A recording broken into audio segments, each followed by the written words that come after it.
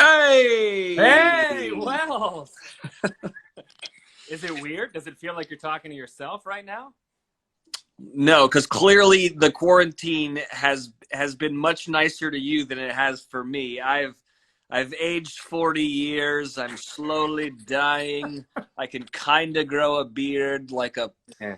14-year-old Hispanic boy. So yeah, Dude, you look a lot better than me, man. dude, I'm the same way. I just shaved it off like a week ago. I can't. Can you grow a full beard? I have nothing on this. So you're like the same. We have the same. Maybe we This is are related. I don't know, dude. I this got is nothing. this is as good as it gets. And then I Sarah tried to cut a fade into my hair, but I don't know, that didn't work. So now I'm just you can see like where she kind of screwed that. Oh, dude. Yeah, I was gonna say like I haven't got to the home haircut yet, but you tried it. You're brave, man. Oh, it's a thing, man. You got to do it eventually. But yeah, it's nice to meet you. I get a lot of DMs and stuff saying that they love my work before movies start, and I'm always like, oh, I apparently I have a job I don't know about. Yeah, I got it so many times. People were like, and they'd be like, have you ever got this before? And every person would say it like as if I never heard it before. And I was like, yeah, honestly, a lot. So, but it happened to you you were at like, it was the Globes or I heard it on your podcast. Yeah, The Emmys? it What was was yeah, the story? either the Golden Globes or the Emmys. I can't remember. Hold on a second, my dog wants to go outside. Do you want to go outside or you're just being nice? Oh yeah, okay. Yeah, we were at some award show, and we were sitting next to her name's Melissa. She's on a show called Manifest, and by the way, my fiance and I were like huge fans of this show Manifest. And so I was like super pumped to be sitting next to her and like kind of pick her brain about the show and like where it was going in season 2. And she was like, oh my God, like I'm a huge fan of yours, Sarah. I love Modern Family, and I'm a huge fan of yours as well. And I was like, really? I was like, oh, so are you a big Bachelor fan? And she was very confused, and she goes, no, you do all the movie the before the movies thing. And I was like, what are you talking about? And she goes, yeah, before every movie you are on the screen like at the movie theater. And I was like, no, that's not me at all. And she was talking about you. Dude, that happened to me a couple Comic Cons ago in San Diego. People came up to me and started talking to me like I knew them. And I was like, no, not who you're thinking of. I'm like, are you thinking about Wells? I'm like, yes, Wells. And then Danielle Fischel at a Comic Con in like, I don't know, Boston or Orlando thought that she saw me, and I guess I didn't say hi to her. And then she's like, what? She's like, why is Wells pissed off at me? And then her agent came up to me later and was like, okay, so here's the deal. She thinks you're Wells and that you're mad at her, and that's why you didn't say hi to her when you saw her. So we cleared it all up and we had a big laugh about it. But I'm glad you're getting it too, because I've been getting it for years. So I'm glad that you cleared it up with Danielle, because I actually, the night that I met Sarah, my fiance, I was presenting at an award show for dogs, which is a thing called the Hero Dog Awards, and I was presenting with Danielle, and I'm like a huge Boy Meets World fan. And so I was kind of like, I was playing it cool, but I was definitely geeking out a little bit. And I would feel horrible if she thought that I was like big timing her now at some Comic-Con. No, we cleared it up. She's good, but it was funny. I think we let her hang for a couple of days because I didn't see her again until like the Sunday. So we cleared it up. We cleared it up. It's all good. So what have you been doing, man? Have you been just like binging? You've been getting yourself haircuts, I guess. What you been busy with? It's tough being the family alcoholic, but someone's got to do it. So I've been drinking a lot. Yeah. I've been trying to, like, I'm about to go take my dog on a run. I've been trying to stay in shape, but yesterday was a lost day because of the Easter Bunny. Yeah, we've been watching a lot of TV, a lot of movies. I mean, that's what we kind of did anyways. And luckily, I still have my 2 podcasts that I can do just remotely because I built a studio here. Mhm. So I've been able to stay like somewhat sane. What are you doing? About the same, man. Yeah, it's cool. I think I saw you also talked about on your podcast, but you've also been into the Tiger King, I see. Yeah, well, Sarah and I got drunk the other night. Well, we got invited to a Zoom happy hour. Uh-huh. So it was like my brother and his buddies and some of my buddies all just kind of like every Friday go and kind of Zoom and drink, and there's a theme every week, and whoever has the best like get up for that week, they get to choose a theme for the next Mhm. week. And so my brother had won the Jimmy Buffett Zoom happy hour, so then he Yeah. chose the Tiger King theme. And once I told Sarah that I had to get dressed up like I was going to get dressed up like Carol, she was like, "Well, then I'm getting dressed up like Joe Exotic." And yeah, she actually posted pictures of it, so you can see what we look like. And you know, that series was crazy, by the Yeah. way. No, they had it. Did you watch? There's been like an episode added. They just added it a couple days ago. Did you watch Yeah, it? I know. I saw it's like a Zoom happy hour, but like Yeah. with the guy who does After the Walking Dead, right? Yeah, like Joe McHale or something like that. Yeah, yeah. Oh, it's Joe Yeah. McHale. Okay. Yeah, yeah, yeah. Yeah, I haven't watched this. I haven't watched. Is it good? I haven't watched it. I heard it's just kind of like, yeah, exactly that. They caught up with some people to see what's going on. Everyone's lives are still crazy. You know, though Carol did not participate. I heard. I don't think she didn't want to be a part of it. She didn't like how the show boiled down. So, Why? Because it made America think that she killed her husband. I mean, maybe. I don't know. Can't imagine. That might have been it. But also, what did you guys do for? I guess it's kind of a weird time right now because with Modern Family, like that's it. And then like there wasn't really, you guys weren't really able to like do anything big. Did you guys still celebrate at home? And did you have like a little Zoom party? Yeah, I mean, thank God. Like the shutdown of the world happened like a week and a half after like they had wrapped the season. Like there's a good chance that the show wouldn't have been able to get done. Yeah, yeah. So like thank God that happened. And then yeah, she was supposed to do like Kimmel, and that got canceled, but then that turned into like them just doing the Kimmel show like via Zoom. And then yeah, I think we were all supposed to get together, but for the series finale, and then we ended up Sarah and all her co-stars and a lot of the writers did like a Zoom afterwards and hung out, and everyone was drinking, and it was cute. Everyone was really emotional. I mean, because the episode's really emotional, obviously, like leave the porch light on and everything. But it's also emotional for them because it's like the end of an era, and they're also, I think that the show's written beautifully, obviously, but like with success and like a lot of stuff like that, I think it comes down to believability.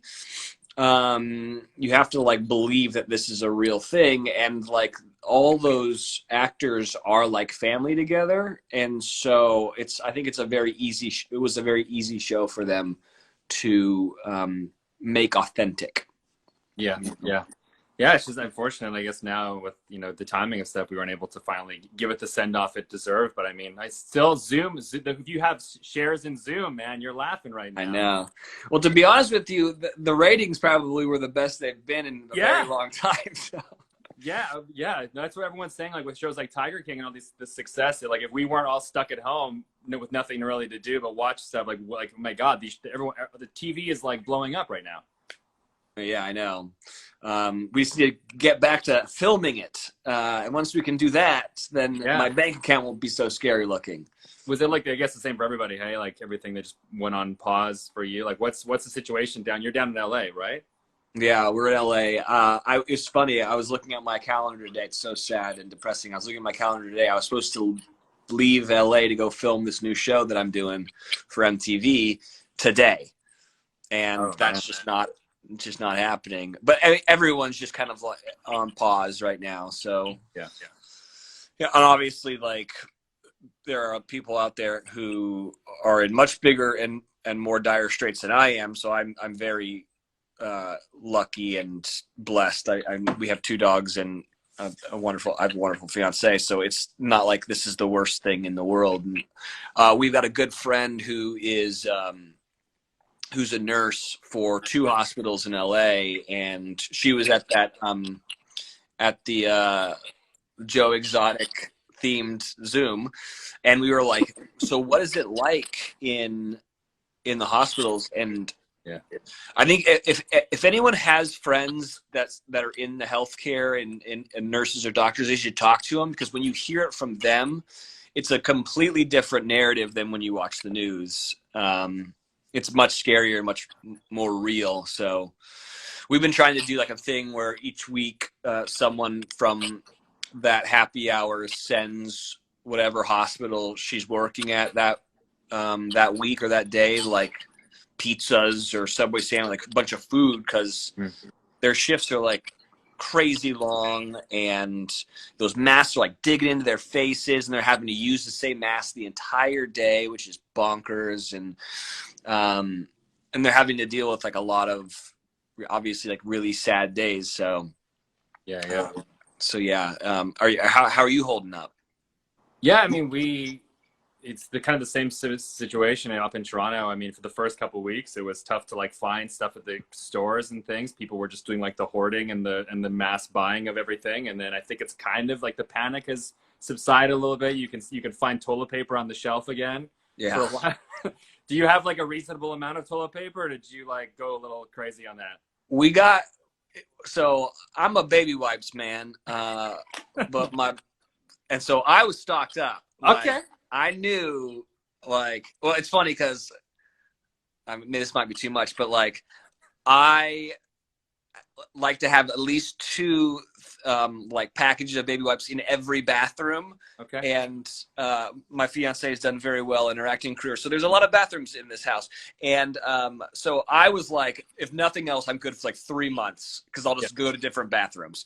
But Sarah was like, dude, I need some toilet paper. So I went out, it was last week, and I went to CVS, and there was 2 packages of toilet paper. And when I came home and I showed her what I got, it was like $1 million briefcase I opened up for her. Dude. You know? Yeah, she was pumped to get that engagement ring. Yeah. But I'd never seen the light in her eyes shine so brightly as when I brought 2 packages of toilet paper home. Yeah, it was my wife coming back, stopped in at a place and found like a roll of Lysol wipes, and did the same thing. It was like our anniversary. She like got behind her back and was like, "You'll never guess what I brought home for you." And then I was like, "Oh my God, is it a puppy?" And she's like, "Lysol." And we got so excited because it's impossible, man. Sanitizer too. A lot of companies, like distilleries, are making their own sanitizer to help, give to people out here in Toronto, because there's just you can't find anything. Yeah, I know. I think I went to this grocery store the other day, and same thing. It's like kind of getting back to normal. People are freaking out last. Yeah. Well, I can't find yeast though, and I want to make some bread. I don't know why, but it just seems like that's something you do during the end days. Everybody's making the bread. There's so many people that have never baked or cooked in their life that are now like professional chefs. It's insane. Yeah. But, I haven't done it yet. Have you ever done one of these lives before? I think people have submitted questions on the bottom. We can get a couple of these in if you want, and then we can. I don't want to keep you much longer. Okay, here we go. All right, guys. Look at this. This is fancy. Do you and Sarah watch all the Bachelor, Bachelorette seasons together? Any other guilty pleasures? Do you guys watch them together? Yeah, I mean, for sure. I mean, that's how Sarah noticed me, was because she was a big fan of the show. We definitely do. It's also a kind of part of my job, because I'm the bartender in Paradise. Yeah. So I kind of got to watch the show, so I know who everyone is when they come down the steps in Paradise, and I can kind of be like, oh yeah, you were on so-and-so season, and you seem crazy, and you seem nice, or whatever. But yeah, we watch all the Bachelor iterations. And there's a new one on tonight called like Listen to Your Heart, which we're going to give it a shot, Yeah, combining singing and love, which is, I mean, they go hand in hand so wonderfully. Yeah, I know. It just screams not there for the right reasons, though, because you're like, what are you there for? Are you there for love, or are you there for a record deal? Yeah, yeah. Honestly, I think well, basically, it's what was the Lady Gaga, Bradley Cooper, the whole deal. They're trying to just like recreate Yeah. that magic. But yeah, cool. And there's another one here. I mean, it's a list of softball one. What's your favorite food? What are you eating in quarantine? Most importantly, what's your guilty pleasure while you're locked away? I'm a pretty good cook, or Okay. I like to cook a lot. But I made the best steak I've ever made in my entire life last night, and I was like kind of drunk too. I just like kind of just threw it together. But Nice. even Okay. Sarah was like, "This is the best you've ever done." But we're a big taco family, so I make a lot of tacos. I got really good. I guess it's kind of a spoiler, but not really. I'm on the upcoming season of Worst Cooks in America, but we filmed it a very long time ago. So everyone's like, "But you're a good cook." Well, we did it a long time ago, so it was before I was. I learned from going on the show, and I was I learned we all learned how to make pasta from scratch, and I really thoroughly enjoy making pasta from scratch. It's very it takes all day, so that's nice, and it's so much better than like the hard stuff you get at the store. So I did a tortellini one day. Mm-hmm. So yeah, what are you guys cooking? Well, I mean, I've been kind of eating like I'm in college again. I'm not too proud of it. It's been like a lot of like itchy ban and things out of the cupboard. But we've been Yeah. trying. We've been like, yeah, trying to keep like fresh food in the house is tough because you don't want to go to the store too much to like have to, make, a lot of meals with a lot of, ingredients. You kind of want to just do it on the easy. But we've been in Toronto. There's like a good food box where they like basically like send you meal kits to like build your own meal. So Yeah. we've been doing a lot of that, which kind of keeps fresh food in the house. But I've also eaten like maybe 20 pounds of chocolate almonds by now. I'm not proud of it, but damn, you can't. It's tough when you have your rations and then like 2 days in, you're like, I've eaten all my quarantine. Oh yeah. Dude, it's impossible. It's Yeah. impossible. I know. Like, I need to put the sign in the refrigerator that says like you're not hungry, you're just bored, because I'll just go and I'll have nothing to do. I know. But I do want to take. Is marijuana legal in Toronto? It is, right? It is. Yeah, yeah, yeah. Canada. Just so everyone knows, I do not. When I was younger, I smoked pot, but now I get super paranoid. But I'm bored, so in California, I really want to take an edible and watch cats and see what that's going to be like. There is apparently, well, it was a scary time because they took a lot of things off the essential like services, essential businesses list in Toronto and in Canada, and the marijuana stores came off of that list for a while, so they shut down.